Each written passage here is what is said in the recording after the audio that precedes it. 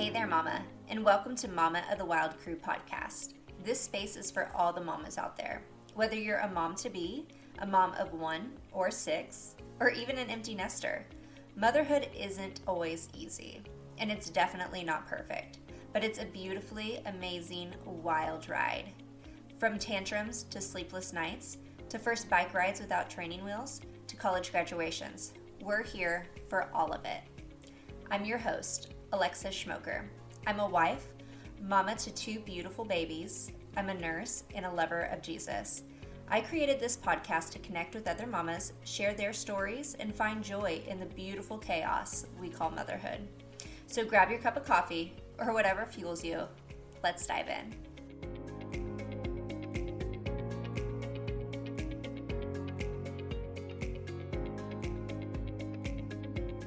Hi guys. Okay, we're here on our first podcast. I'm so excited. Today I have Colleen Morris with me. Hi. Hi. So happy to be here. I'm excited to have you.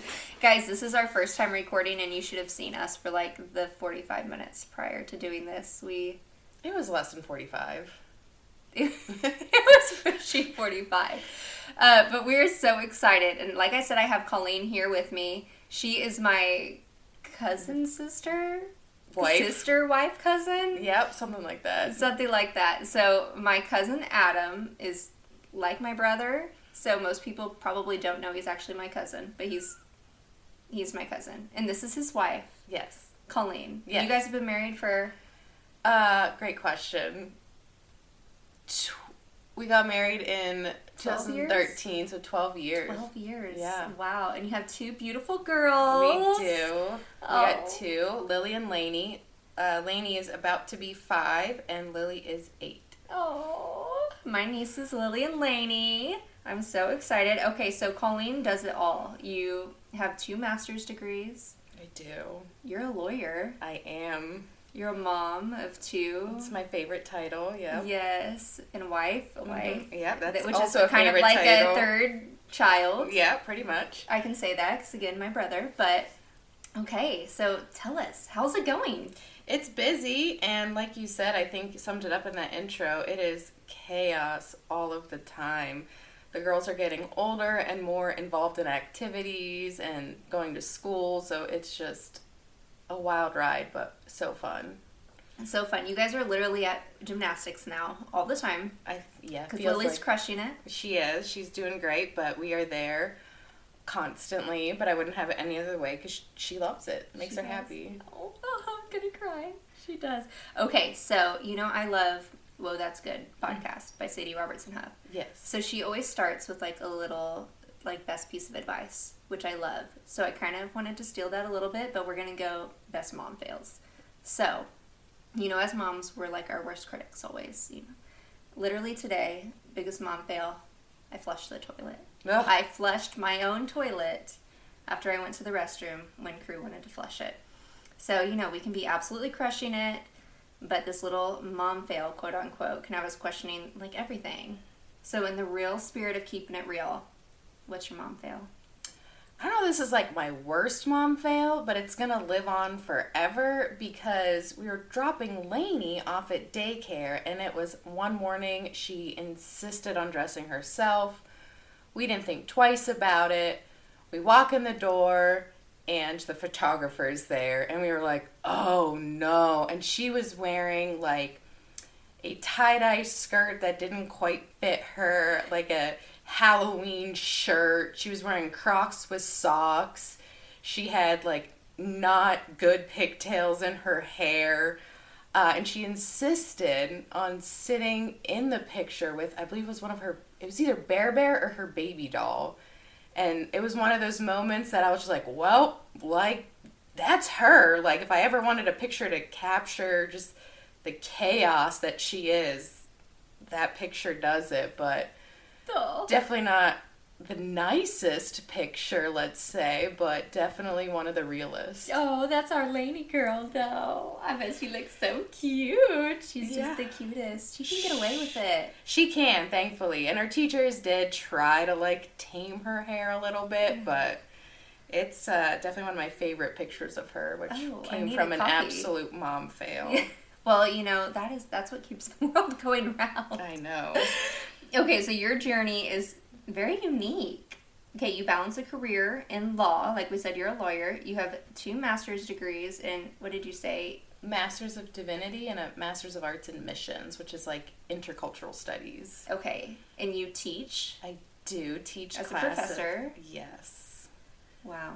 Okay, and you also do women's group? Yes, I assist. It's online, which is nice, makes it a lot more flexible, but yes. Okay. What inspired you to pursue these diverse paths? And was there a defining moment in your life that led you to combine law and faith and education? How do you see these roles intersecting in both your personal life and your professional career?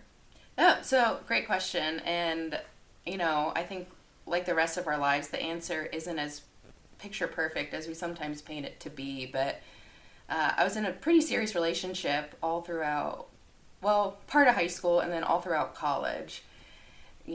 Engagement rings were bought. We thought this was the guy, and things just didn't turn out the way we thought. And so I guess I always pictured my life going, this whole time we were dating, my life was going to go this one certain way. I was going to be with this guy. He had his career set, and that was going to be it.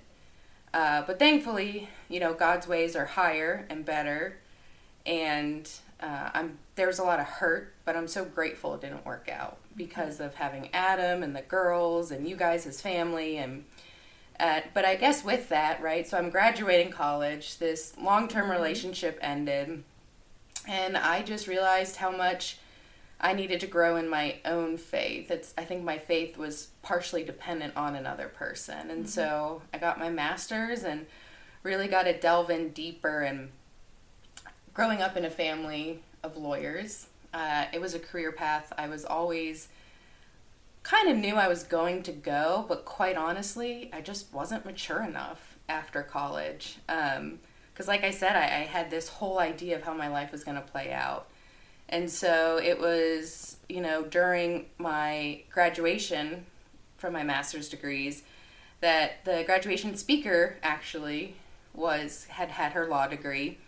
And I realized at that point that how much my Master's of Divinity degree and the Master's of Missions degree really helped me understand ethics and to delve into complex issues, and really gave me a heart to serve others. And so then it was just, for me, it actually seemed almost like a natural progression, although it doesn't look like that from the outside, then to get my law degree, because I already had such a strong foundation in the call to help people. And then I was able to turn, maybe it's a little weird, but I consider being a lawyer its own ministry, and a call to help people. And so, yeah, I don't know if that answered all your questions, but that's kind of how I thought my life was going to go one way. And God really just did a thing, and there you go. He does that. Yeah, and He does that. He does. I once heard it explained to me this way, that, I don't know, this is an old school example, but I don't know if you've ever seen a tapestry on a wall. And it's this beautiful picture, but what you don't see on the back is the mess of the string. And I think sometimes, when we're in it, when I was in that moment and the relationship ended and I wasn't quite sure, it just felt like a mess of strings. But then leave it to God to, weave together such a beautiful picture on the outside of what your life becomes. Oh, absolutely. I can relate to that, and that's a whole story for another day. But, yeah, it's just sometimes when you're in that moment, it's so hard to, take those blinders off. But that's kind of the whole idea behind, Psalms 119, 105, and kind of why I wanted to make that, the verse of this podcast. Your word is a lamp to my feet and a light to my path, and it shows just a step. Yeah. Just the next step. And sometimes we want so badly to, control that narrative of our life and, make plans. And for me, I need control sometimes. And I want control. I don't need control. And just, letting go of that control and following God's plan is easier said than done, but you just have no idea, the big picture that He has, and I think that's a great illustration. Yeah, it's true, and it's always better. It's always better. It's things that we can never even imagine. There it is. Well, I love that too, and you're right. Law is its own ministry in itself. I cannot I cannot imagine doing that. So. I mean, don't get me wrong, there are absolute stressful days, and sometimes it feels like the judge is mad at you, your client's mad at you, everybody's mad at you, but at the end of the day, honestly, I'm grateful for that opportunity and the call to be able to help people in that capacity. Yeah. Well, that kind of leads us into our next question, too, is mom guilt. Like, many moms struggle with mom guilt, me included. You know, especially in careers demanding like law, where you can be stressed out and you have 1,000 things going.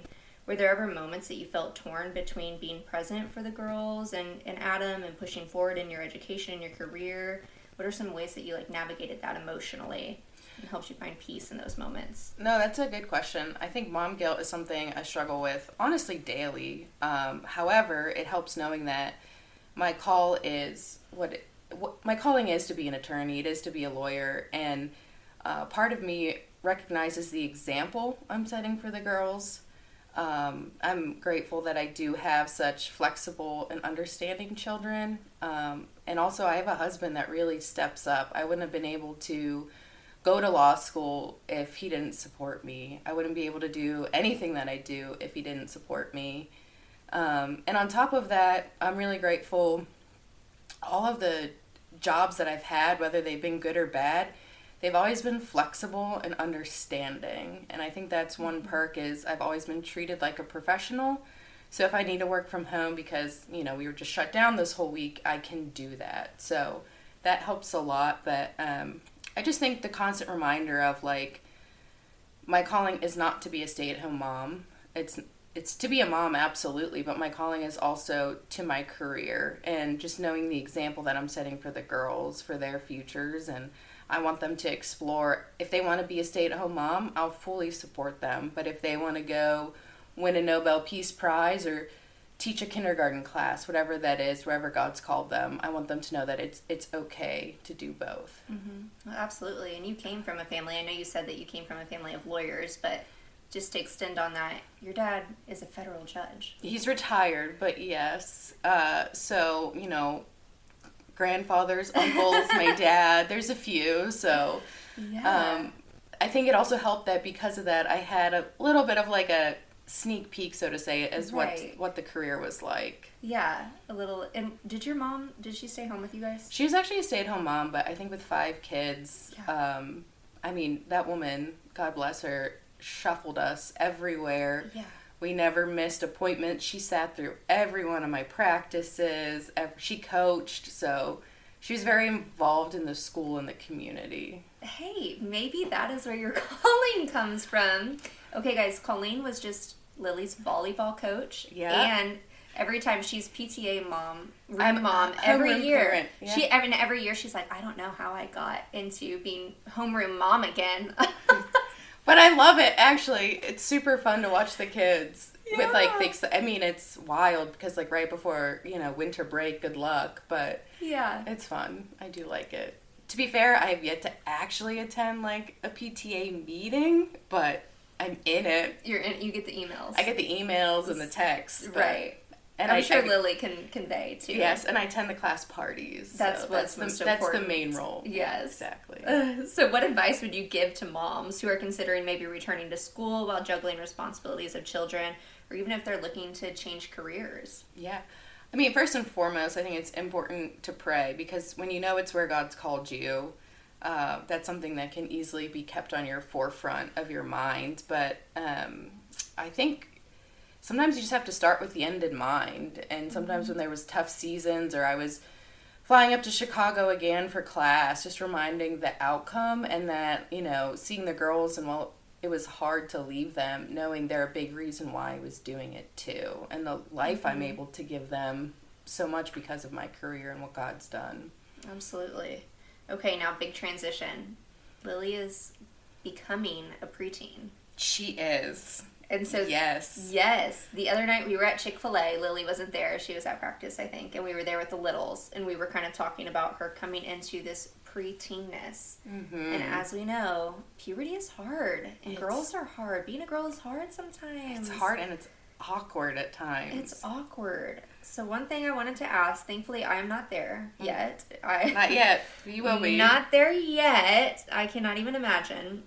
But as a mom navigating these challenges of raising a preteen daughter, how do you approach educating her in physical and emotional changes that are coming with puberty? It's hard. So I'll start with the physical changes because actually I think that's easier. Okay. So, I was a late bloomer. I did not get my period till well into my teens, and I suspect Lily will be the same. But studies have shown that, and I'm not a scientist, but this is what I read, right? Girls are starting puberty and their periods and everything earlier. Mm-hmm. And so I thought, shoot, I want to tell her now, so if it happens even to one of her friends, I want her to understand. I want to be the one to explain it to her. Right. So number one, my sister-in-law, God bless her, is a pediatrician. She gave me some great recommendations. But nothing fails the American Girl doll, Care and Keeping of You, the original book. Yes. So we started with some books. Okay. We'll link books in the show notes, too. Yes. So we started with some books, which we'll link. But honestly, just being honest to her about it and being like, this is what's going to happen to your body. It's a little uncomfortable and it's awkward. But there's nothing to be ashamed of. If you have questions, just ask me. Mm-hmm. And so I try to be as open with her as possible, which I grew up with all brothers. So these weren't conversations that were necessarily had in my house. And I want it to be something she embraces. Right. So, we were driving one day and she asked me how a tampon works. So when we got home, I pulled one out, got a bottle of water, and I just showed her because she's gonna learn it, and I'd rather her learn it from me. So we just try to be open and honest and talk about how great and powerful her body is and to embrace it. And because she's in gymnastics, I think that helps a lot. She has a lot of body awareness, and so we constantly tell her how strong and strong and brave she is, and just to embrace her body. It's hers. You only get one. You only get one. Yeah, that's so good. Jordan, my husband Jordan, is so good about affirmations. He's so good with crew pearl. She can just recite and name off I am strong, I am brave, I am beautiful, I am love, I'm strong, I am brave, I am beautiful, I am love. And I'll catch myself sometimes, just being hard on yourself. And she came up to me the other day and said, no, Mama, you're strong and you're brave and you're beautiful. And even today, I was getting her out of her car seat and I clipped my finger on that belt. And she's like, it's okay, you're strong. You're the strongest, Mama. I'm like, yeah, that's just so cruisy. Yes. I'm so I really do think, teaching that and speaking that into them, they do internalize that. And then that's how they speak to themselves. Oh, it's so true. And that's where, it starts at home. It does. And that's where, am I always comfortable in a bathing suit? No. But will I put it on and not say anything because I want my daughters to do that? Yeah. So you just do it for them. Teach them it at home. Absolutely. And Addison is a counselor. And one thing she said that she learned in her class is that your inner dialogue is the voice of your mother. And I didn't know that. And now that I think about it, I was like, okay, I could hear that. All right. Yeah. But the inner dialogue that you say to yourself comes a lot from your mom and is influenced a lot by your mom. And then also too, even with Lily and me, how many times do you hear she's your twin? That's your twin. Yeah. So just making sure that you have positive self-talk about yourself, I think really overflows into your child, especially when they're constantly being told oh, you look just like your mom. Yeah. So I think that's awesome, talking about how strong and powerful and your body is, because she is. She is. It's true. No matter what you feel, you gotta speak positive. You do. Okay. And as a mom with a girl going into middle school soon, which is, we got a couple years. We've got a couple years. But that's coming close. And I feel again, it's just different now. Okay, so how do you guide her through complexities of friendships and social challenges?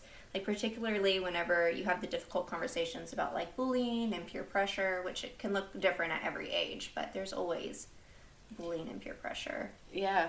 That's definitely been the harder topic, talking about emotions and friendships. And But we just always remind her to be like strong and kind. And if I want them to say anything about my kids, you know, she could be the worst in gymnastics and I wouldn't care. She could get C's in math and that's fine. I want the best for her and I want her to excel. But above all, I want my kids to be known as kind kids.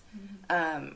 And again, I think that's something that starts at home. So we always try to teach kindness and compassion. So like, if I notice, and it's not a bad thing, maybe I notice, and I've seen this before, she's been on a team and maybe she is really close with two girls and there's another girl that maybe seems a little bit more left out, I make it a point to tell Lily, like, hey, you need to include everyone. And it never comes from a place of correction or being mad at her, but like, if that was you, wouldn't you want to be included too? So that's one part of it, is teaching them to be kind. And I think that kind of spills over into friendships and handling bullies. And, you know, I know she's mentioned Lily. It's already started. Kids have said some mean things to her at school. Like nothing earth-shattering or, you know, need to call the teacher. Just kind of typical kid stuff because kids can be mean and that's all right. But just teaching her that, like, well, that's okay. That's what she thinks. But that's not true. And so teaching her, again, I think it goes back to that positivity and reminding her of who she is and how strong she is. And there's two other lessons that go with that I try to teach the girls. Number one is that we can't control what other people do, but we can control how we respond to a situation. And I always make it a point to say respond and not react, because reactions can be knee-jerk and instant. Mm-hmm. But when we take the time to think how we want to respond, you know, so I always try to tell Lily that we need to think about how our words would make someone else feel or how our actions make someone else feel. And she's still growing and learning, and that's part of it. And then we always talk about kind of justice and fairness aren't the same thing in our house. Mm-hmm. How something might be just, but it's not fair, and that's okay.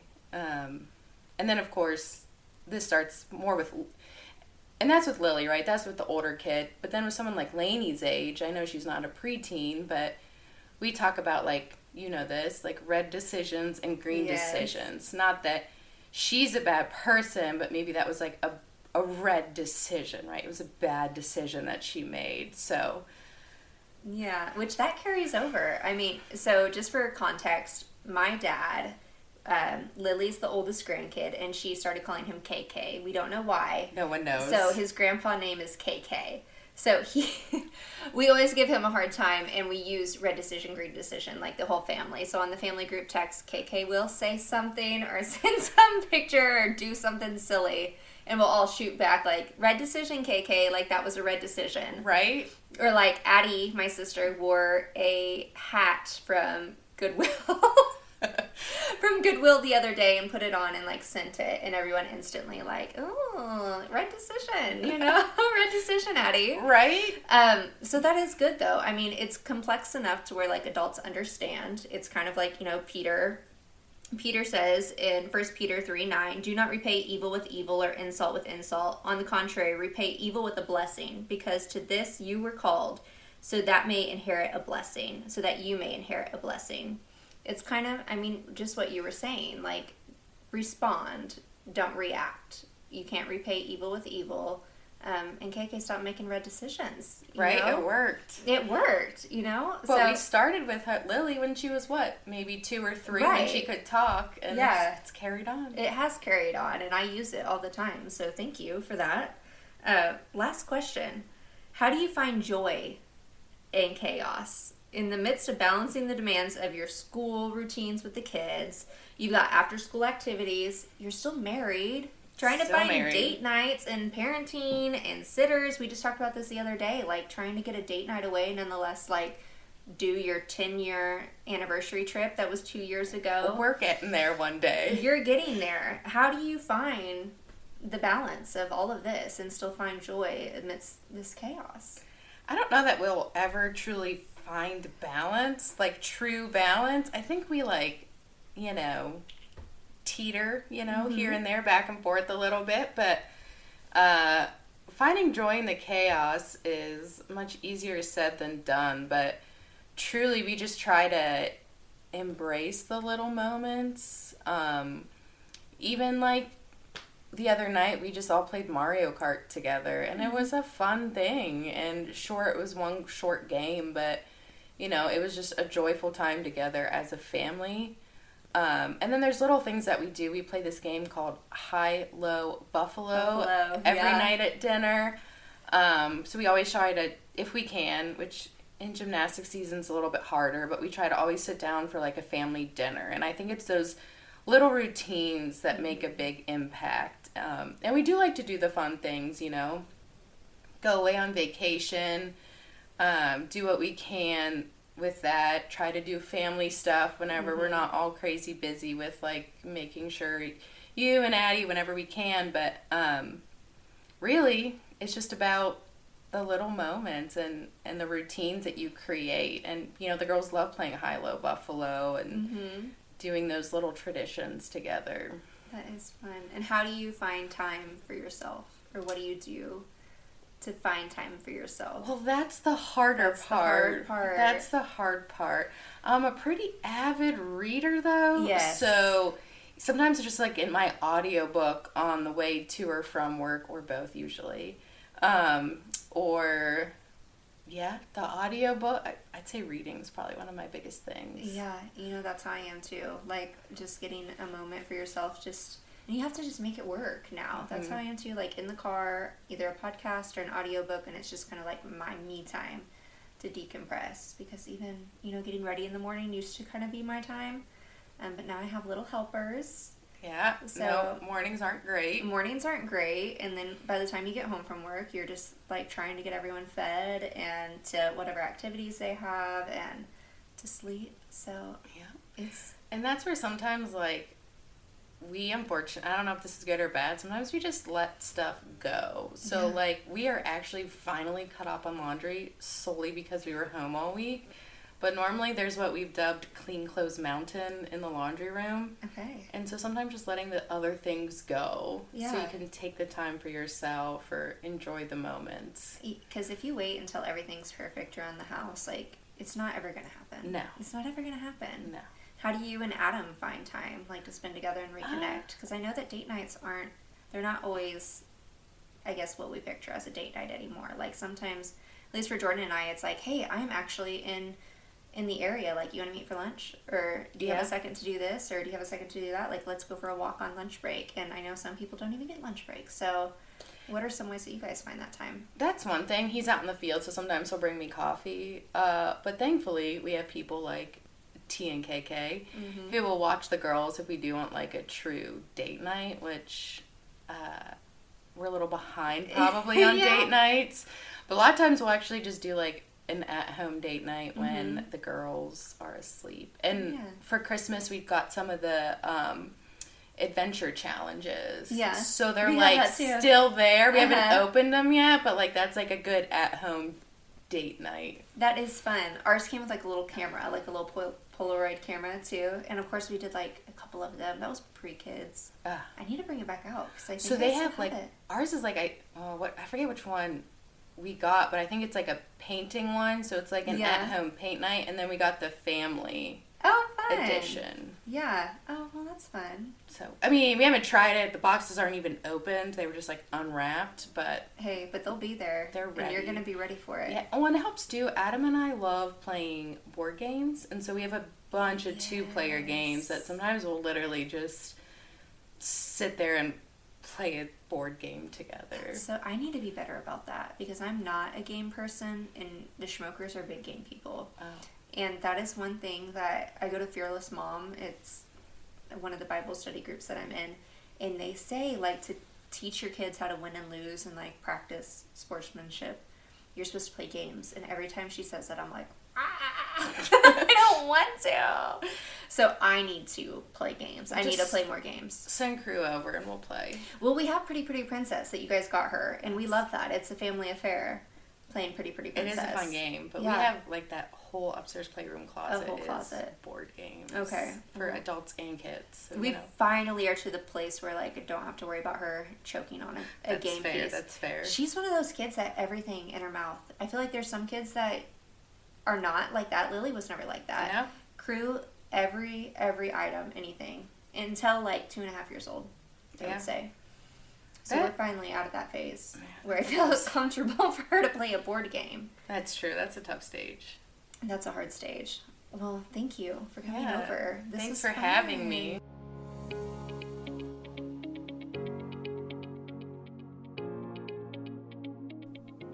Mama, I am so grateful that you took time out of your busy schedule today to listen to Mama of the Wild Crew podcast. I'm Alexis Schmoker, and I hope you loved this conversation and that it resonated with you.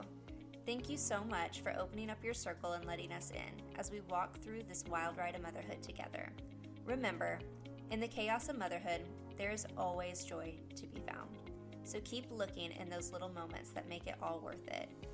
Be sure to follow along on Instagram at mamaofthewildcrew_podcast. Please don't forget to like, subscribe, and share our podcast. I'd love to hear from you, so comment, tag me, DM me, let me know what you think, and let me know what you'd like to hear next. Mama, I am praying for you, I love you, and I cannot wait to see you next time.